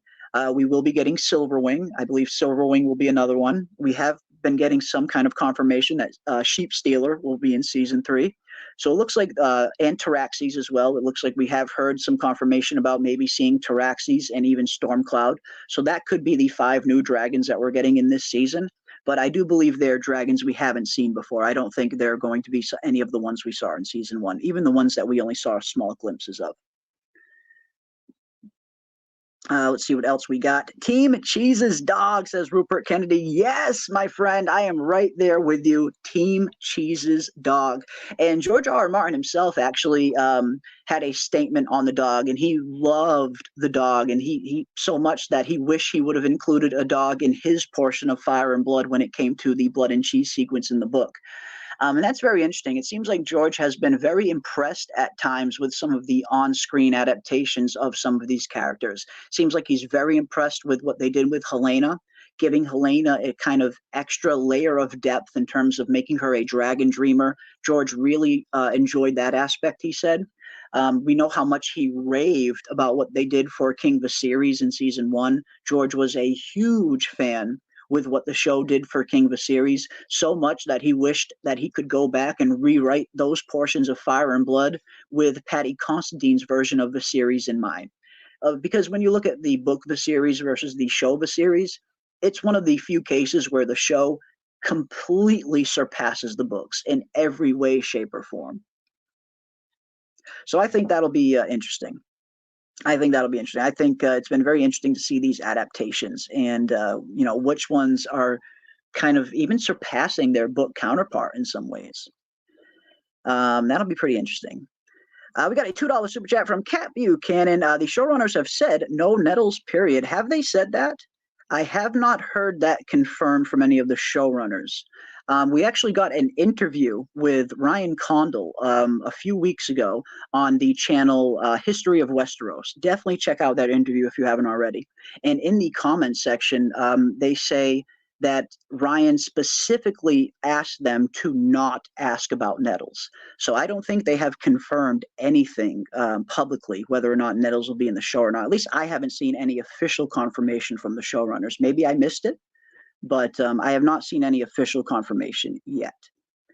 There have been a lot of rumors, but I haven't seen any credible sources saying there's no Nettles yet. I haven't seen any of the showrunners say it. But no, again, it's possible I missed it. I try to keep my ear to the ground on some of these things, but I haven't seen any of the showrunners outright come out and say there's no Nettles. I haven't seen that confirmed anywhere yet. But again, I'll have to look. Maybe I missed it. But thank you so much for the $2 super chat, Kat. I very much appreciate it. And you definitely deserve a whoa. Whoa! A whoa, indeed. And if that is the case, I really feel like that's a big mistake. I just, just Nettles is such an important character that it's a very weird decision for them to cut Nettles of all people, just considering the character that she is, what she represents, her very much being the kind of small folk POV during the Dance of the Dragons. You would think, if anything, that would be one of the characters they would make sure not to cut. So if Nettles is indeed really cut from the show, period, that's a huge mistake. Just a huge mistake, in my opinion. I like Ryan Condal. I like what he's done up until this point. I feel like he feels like he does know the world pretty well. He has been kind of dubbed the quote unquote keeper of the lore up until this point. But you would think someone like him would understand the importance of Nettles. So if she is cut from the show, I think that's a mistake. I think that is a mistake. But I guess we'll have to see. I guess we will have to see. The showrunner Ryan Condal mentioned that the finale, unlike season 1, is going to be good. What are your thoughts? I cannot wait. I mean, it's going to be very interesting to see where season 2 ends, and I feel like that's been a pretty interesting discussion up until this point, because obviously we have Fire and Blood, which is a kind of blueprint for the show, but the show is definitely going to go off and do their own things at times, especially considering the nature of Fire and Blood being very much from an unreliable narrator standpoint. So they do have a lot of leeway to kind of change events and tweak some things here and there. So where season 2 ends is going to be very interesting. Me personally, I think season 2 will end with the lead up to the Battle of the Gullet. I don't think we will get the full-on Battle of the Gullet in season 2. Ryan Condal did mention a few months back that they moved a big battle that was supposed to be at the end of season 2 to the beginning of season 3. And just based on where we are story-wise, I think that will probably be the Battle of the Gullet. I'm not really expecting to see that in season 2, but I am expecting to see maybe some setup for it. I think to end season 2 off on a compelling note, I think if you end season 2 off with the Triarchy intercepting young Aegon and young Viserys' ship and taking them captive, I feel like that is the perfect ending point to end season 2 off. That way you perfectly kind of set up the gullet to have pretty early on in season 3. And you have a very kind of cliffhanger ending in where you're left wondering what is going to happen to these kids. How is Rhaenyra going to react to her children getting kidnapped, getting taken captive by the enemy? So I feel like a lead up to the Battle of the Gullet with the Triarchy maybe intercepting the Gay Abandon, which is the ship that young Viserys and young Aegon are on. I feel like that would be a pretty good place to end season 2 off at. But that's just my opinion. That is just my opinion. It's going to be interesting to see, though. That has been a big question for a while as to where exactly they're going to end season 2 off at. How much are they going to include in season 2? Where will they end the season? Especially given that they only have 8 episodes this year, compared to the usual 10-episode seasons we get. If we did have the full 10 episodes, then maybe I could understand seeing the Gullet being the ending of season 2. But with there being only 8 episodes, I think ending season 2 with a setup to the Gullet would probably be a pretty good idea. That's where I would like to see season 2 end anyway, but it'll be interesting to see what happens. It will be interesting to see what happens. Is the new episode coming today? Yes, it is. We are actually just 20 minutes away. 20 minutes from now, House of the Dragon Season 2, Episode 4 will be loaded up on our screens. And I do believe I saw my awesome mod, Kiwi Skirt. Now, Kiwi, you can correct me if I'm wrong, but I do believe I saw Kiwi say that there will be an encore playing of Episode 4 in our Discord tonight. So if anybody wants to hop in our Discord and come and hang out and have a little bit of a watch party with us and maybe watch Episode 4 for an encore presentation, you guys are more than welcome. Hop on in the Discord. Everybody is welcome, and we always have a fun time. Always have a fun time in the Discord. The showrunners have not confirmed or denied. It's why there's so much speculation, and that's what I was led to believe up until this point. I haven't seen any confirmation from Ryan Condal or any of the writers yet. Again, it's possible that I might have missed it, and I'll definitely research after the stream ends. But as of right now, I haven't seen any confirmation. All the interviews that Ryan Condal has been in, it seems like he's actively avoiding trying to talk about Nettles altogether. So much to the point where he's even telling interviewers to not ask about Nettles ahead of time. And I'm not sure what that means. Does that mean Nettles isn't going to be showing up at all? Does that mean he's planning to use Nettles in season 3? I don't know. But I haven't seen any confirmation myself, but I'll definitely look. I will definitely look for sure. Let's see what else we got. Nettles and Mysaria are going to become one. Ooh, interesting, Grizzly. Interesting. That's kind of interesting if they could kind of merge some of Nettles' storyline with Mysaria, especially considering how close those two characters are to Daemon. I could maybe see them giving some aspects of Nettles' story to Mysaria. I think that could maybe fit in some cases. It's not a horrible idea.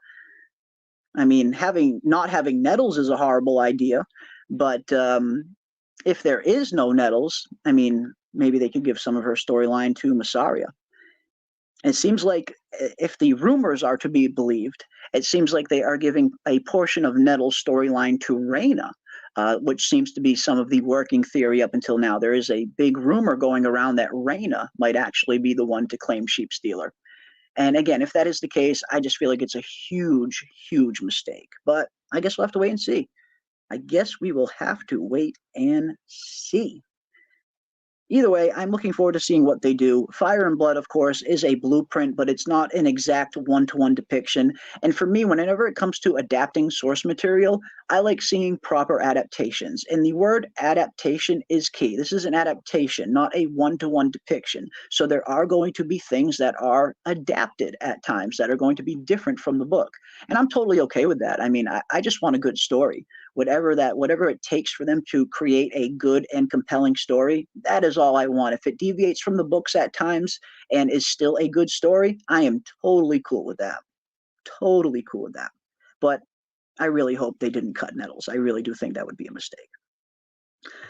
Hand over fist, what is up, my friend? What is happening, Ice and Fire crew? Welcome, welcome, welcome. So glad to see each and every one of you. We are getting closer and closer now, ladies and gents. We are just 17 minutes away, 16 minutes now, 16 minutes away from House of the Dragon, Season 2, Episode 4, loading up on our screens. And the dreaded Battle Above Rooks Rest. And of course, it looks like we are going to be getting some more Daemon and Alice River scenes in this episode as well, which I am very, very excited for. So welcome one, welcome all. We are getting closer and closer. Love it. I love it. Mysaria and Nettles are being made into the same character. Again, that could be possible. That could be possible. Like, they do share a lot of similarities in terms of their connection to Daemon, especially a little bit later on in the dance, in terms of some of the riffs that might happen between Daemon and Rhaenyra. It's totally possible that they could give Mysaria some of Nettles' storyline. I mean, I hope they didn't cut Nettles, but that's certainly a possibility. Certainly a possibility. No Nettles means no character arc for Daemon. I do feel like it diminishes his character arc in a way. Just considering the character of Nettles and what she kind of goes on to mean to Daemon, whether they end up becoming lovers or whether they end up having a father-daughter relationship, what Nettles' impact on Daemon is kind of profound. And I do feel like they are going to be missing some complexities with Daemon's character if Nettles isn't in the show. So I do agree with you a little bit there, that not having Nettles does kind of hurt Daemon's story a little bit. Just a little bit. The cutting of Nettles is still not as bad as all the changes in Game of Thrones. Ooh, now that's a very interesting comparison, Radical Z, and you might be right there. When it comes to some of the changes from Game of Thrones, from book to show, like there being no Lady Stoneheart, there being no Fagon, was two of the bigger ones, I thought. I feel like Aegon in the books, in the main A Song of Ice and Fire book, Fagon, as we like to refer to him as, I do feel like he's going to be a major, major important character in Winds of Winter, once Winds eventually does come out. And so it was a little bit of a shame to see some of these characters cut from Game of Thrones. We did actually recently get an explanation from D&D as to why they cut Lady Stoneheart from the show. Apparently, they cut Lady Stoneheart because they didn't want her coming back onto the show to diminish Jon Snow's return a little bit later on, was apparently the reasoning they gave for not including Lady Stoneheart. I don't think it's that much. I don't think it's that. I get the feeling they probably just didn't know what to do with her storyline if they did bring her back, considering we as book readers still don't know where Lady Stoneheart's story is going to go. The latest book ends with, a very kind of cliffhanger when it comes to her character being in that cave with Jaime and Brienne and all that. So in terms of Lady Stoneheart's character, I get the feeling they probably just didn't know what to do with her. That's why they didn't include her on the show, because they just didn't know where to take that character. But it seems like the official story is they didn't want the Jon Snow resurrection to be diminished by Lady Stoneheart's resurrection, is the official excuse they gave. I don't know if I'm buying it, though. I don't know if I am buying it, though. Ah, man, good stuff. Yes, 13 minutes, guys. We are just 13 minutes away. I feel like we are about to see Aemond at his coldest. I think you might be right. I think we're going to see a very interesting aspect, some interesting aspects to Aemond and his character. We did see in season 1, they started to kind of slowly lay the groundwork, at least, for Aemond believing that he is the more worthy of the two brothers to be king. He talks about him spending every day studying the histories, spending every day studying with the sword, riding the biggest dragon in the world. Aemond very much felt like he was the more deserving brother, or at least the more fitting of the brothers to be king. So I'm really looking forward to seeing how Aemond handles post-Battle of Rooks Rest and the new responsibility that is going to be kind of hoisted onto him. That is what I'm looking forward to. As much as I'm really looking forward to the battle itself, I think the aftermath of this battle is going to be just as compelling, personally. But it's going to be fun. This is going to be fun. I cannot wait. I cannot wait. I am here for Eamon and Damon show. Hell yes, my friend. I am right there with you. We've also seen some glimpses of the twins in the Weeks Ahead trailer. I'm super interested to see those Jace scenes. Yeah, me too. Me too. We did see some nice shots of the twins and what looked to be Jace arriving at the twins. Yeah, I'm looking forward to seeing some of those scenes. I think that's going to be interesting. Maylor the Missing. That was awesome, wasn't it? Yeah, George R. R. Martin in his recent Not a Blog post, he dubbed Maylor as Maylor the Missing, and I thought that was just absolutely hilarious. Very good George R. R. Martin wit right there. Because yes, Maylor's not a hugely important character, but he is an important character that probably should be on the show. As tragic as what happens during Blood and Cheese, and it is incredibly tragic what happens during Blood and Cheese, but what happens to Maylor a little bit later on in the story, in my opinion, is just as tragic and maybe even a little bit more savage, depending on which version of events you believe in terms of what befell Maylor, excuse me. So yeah, I mean, it'll be interesting to see if they include Maylor at some point. When Ryan Condal mentioned it, he says his exact words were, Maylor doesn't exist yet in this timeline. Now, does that mean Maylor will be around at some point later on in the story? I don't know. I find that a little hard to believe, considering that we're already getting so close to Rook's Rest. So if Helena isn't already pregnant with Maylor, I find it very hard to believe that they're going to find room to put Maylor into the show later on. So we probably won't get Maylor at all. But yeah, when you look at Blood and Cheese, and then you look at what befell Maylor, what happens to Maylor is just as tragic and maybe even a little more savage. So yeah, I cannot wait, says Alex. Hell yes, my friend. I cannot wait either. And yeah, I'm right there with you, Radical Z. Definitely not a good excuse to cut Stoneheart, because they already had the precedent in the show with Beric Dondarrion. They saw Beric Dondarrion coming back to life time and time again. So the setup was already kind of there in the show. I feel like they could have included Lady Stoneheart, and I don't feel it would have diminished Jon Snow's return at all.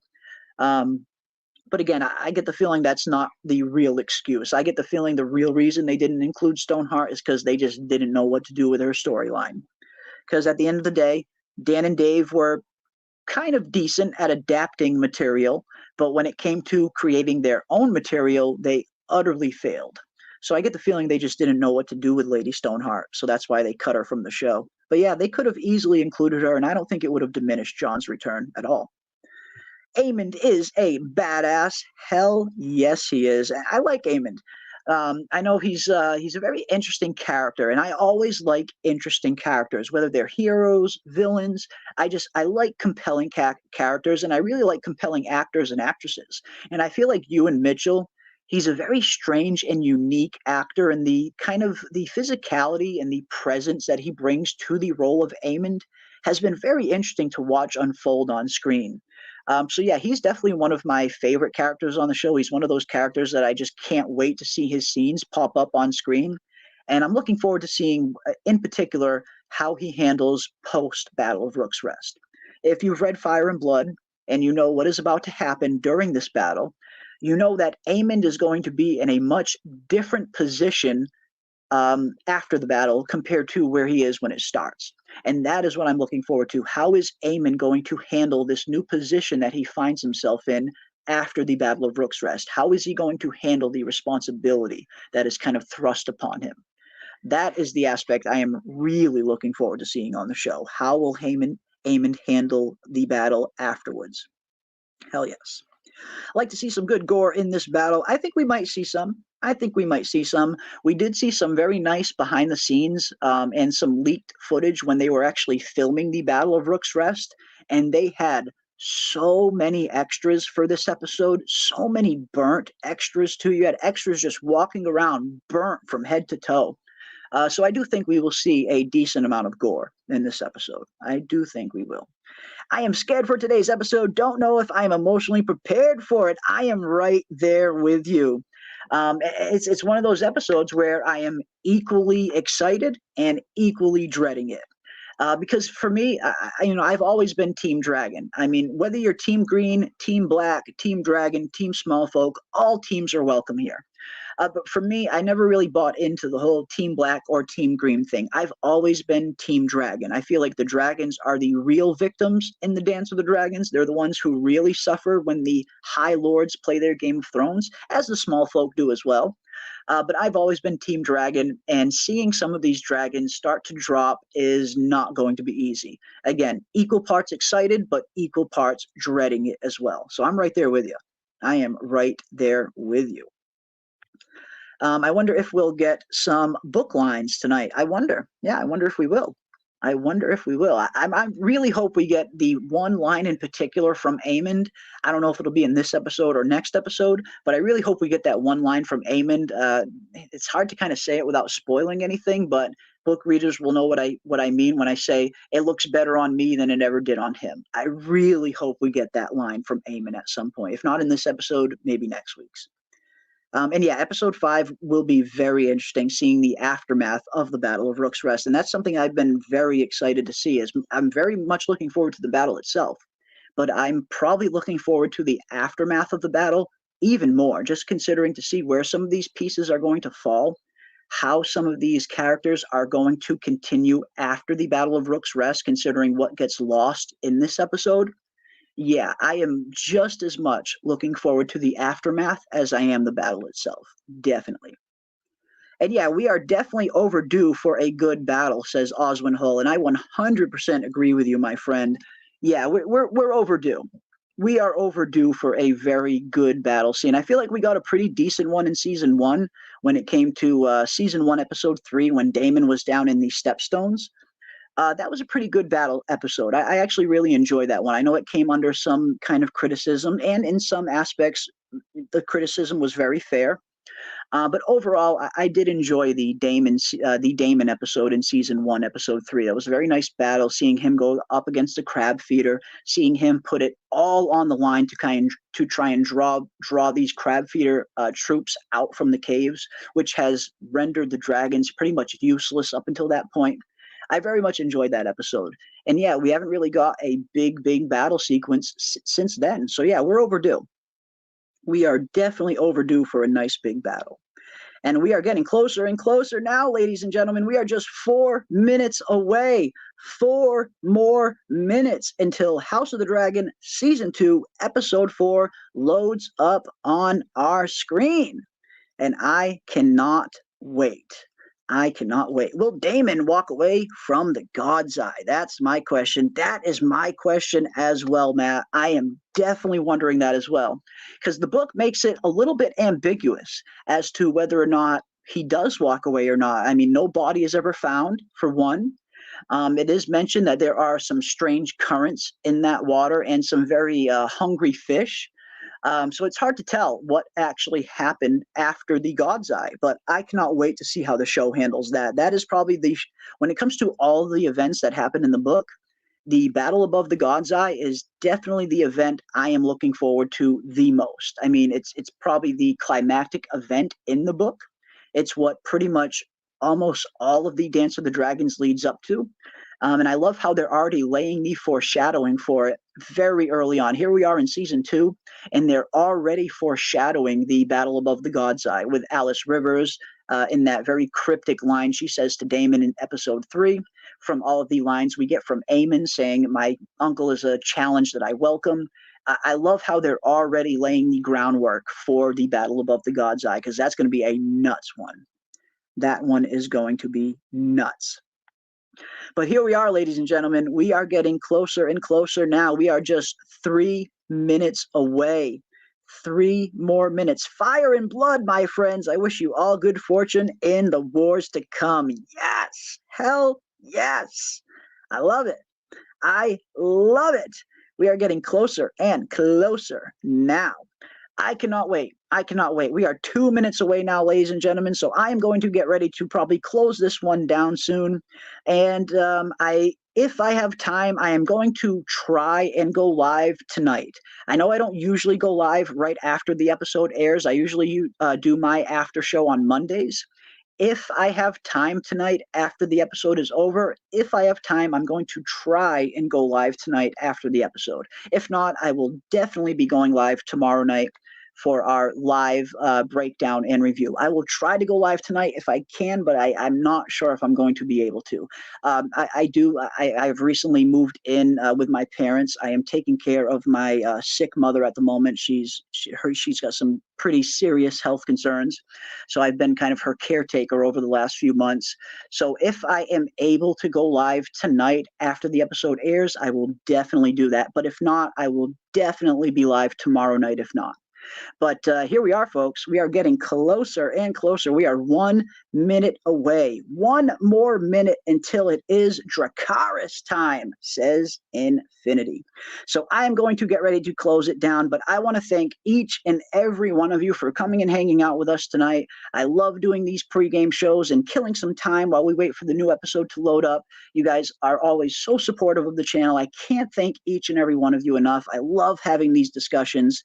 And yeah, we will definitely be diving into all things House of the Dragon Season 2, Episode 4. If not tonight after the show, then definitely tomorrow night. So definitely come back and hang out with us. We will be diving into all things House of the Dragon, and we will be breaking down every aspect of the Battle of Rooks Rest.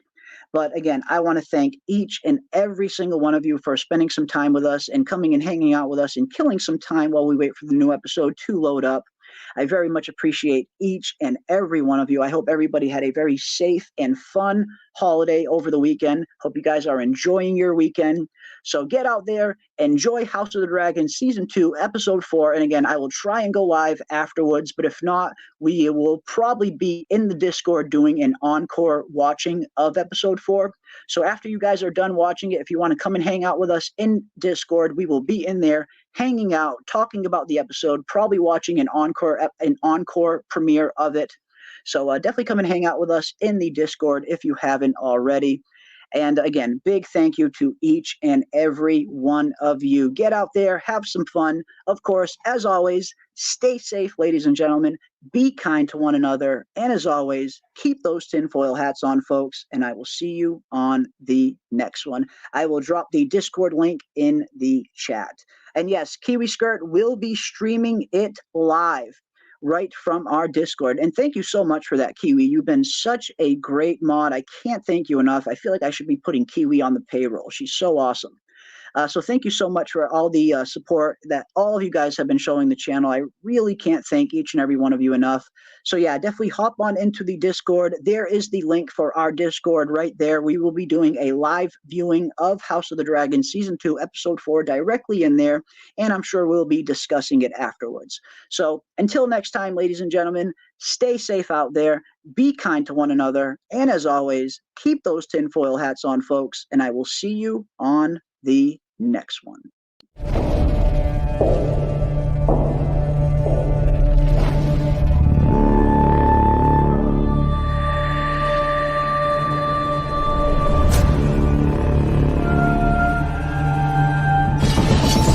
Gods,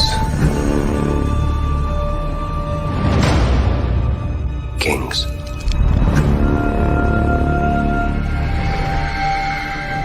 fire,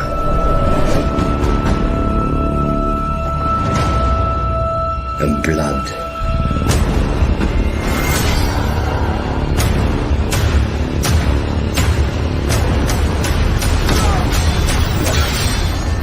Dreams didn't make us kings. Dragons did.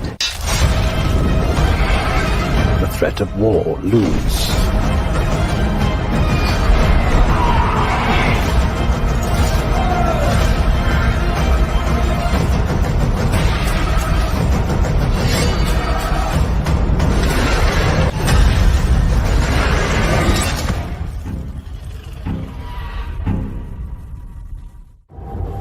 There is no war so hateful as a war between kin. I mean to fight this war and win it. I will not be thought weak. I wish to spill blood.